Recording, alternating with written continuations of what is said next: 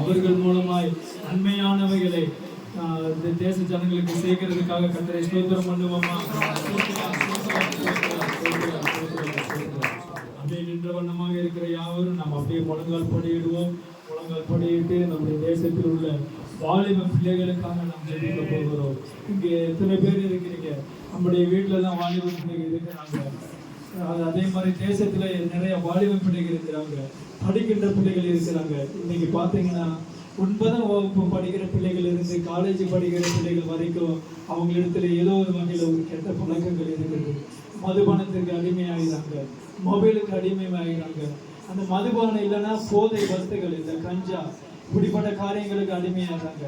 இல்லைன்னா தான் விரும்பு அதாவது லவ் அந்த மாதிரி இதில் போயிடுறாங்க.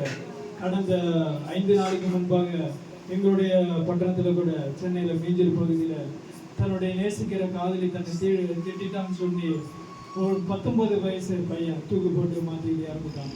காரணம், பிசாசானவன் ஏதாவது ஒரு வலையில விழ வைக்கிறான், அதில் தோல்வியை அடைய வைத்து அவர்களை தன்னுடைய ராஜ்யத்துக்கு அழைத்து கொண்டு போகிறான். பாருங்க, ஒரு மதுபானத்துக்கு அடிமையாக வைக்கிறான், கஞ்சா போதைக்கு அடிமையாக வைக்கிறான், எதையாவது நேசிக்கிறதுக்கு இல்லை மொபைலுக்கு அடிக்ட் ஆகிறதுக்கு இந்த வாலிப பிள்ளைகள் படிக்கிற பிள்ளைகள் அந்த பிசாசனை அடிமையாக்கி அதில் அடிக்ட் ஆக்கி அப்படியே அவனுடைய ராஜ்யத்துக்கு கொண்டு போகிறோம். பாருங்க, காரணம் நம்முடைய தேசத்தில் சபைகளில் ஜபம் இல்லை, வாலிப பிள்ளைகளுக்காக பாரப்படுகிறவர்கள் இல்லை.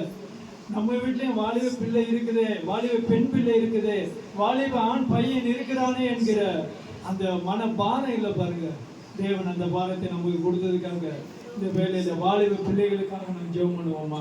வாலிப பிள்ளைகள் போதை பழக்க வழக்கத்திலிருந்து மாற வேண்டும். சங்கீதம் 119:9 சொல்லப்பட்டிருக்குது, வாலிபன் தன் வழியை எதனால் சுத்தம் பண்ணுவான், தன்னுடைய வசனத்தின்படி தன்னை காத்துக் கொள்கிறதுனால தானே. ஒவ்வொரு பிள்ளைகளையும் வசன பக்கமாக திருப்ப வேண்டும், வசனத்துக்கு வாழ்க்கையை ஒப்பு கொடுக்க வேண்டும்.